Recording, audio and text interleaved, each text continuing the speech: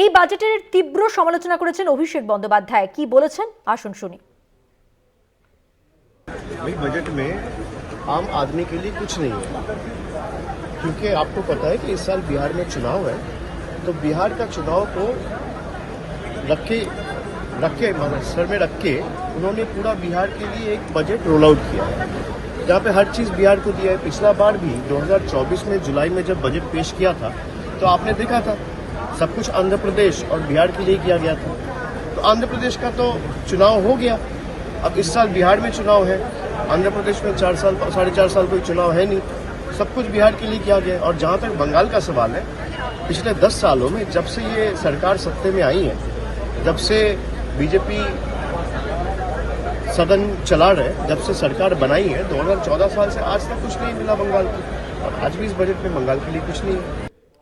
বাংলা যখন 18টা সাংসদ জিতিয়ে পাঠিয়েছিল তখনও বাংলাকে কিছু দেয়নি। আজও বিজেপির 12টা সাংসদ রয়েছে, বাংলাকে কিচ্ছু দেওয়া হয়নি। এবং এই যে 12 জন সাংসদ রয়েছে কেউ কোনোদিন প্রতিবাদও করবে না। বাংলা দীর্ঘদিন ধরে বঞ্চিত, আজও বঞ্চিত, বাংলার জন্য কিচ্ছু নেই। 2025 সালে এই বছর নভেম্বর মাসে যেহেতু বিহারে নির্বাচন আছে, বিহারের জন্য সব কিছু করা হয়েছে। এটা তো নির্বাচনকে মাথায় রেখে করে, সাধারণ গরিব মানুষের জন্য তো কিছু করে না। মিডল ক্লাস আমাকে পুরোটা পড়তে হবে। মিডল ক্লাসে উনি ইনকাম ট্যাক্স রিবেটের যে কথাটা বলেছেন, ওখানে আবার বলেছেন যে 4 থেকে 8 লাখের জন্য 10%, 8 থেকে 12 লাখের জন্য 20%, 20 থেকে 30 লাখের জন্য 25%। একটা অস্পষ্ট জায়গা রয়েছে, আমাকে পড়তে হবে, তারপর আমার যা বলার আমি বলবো।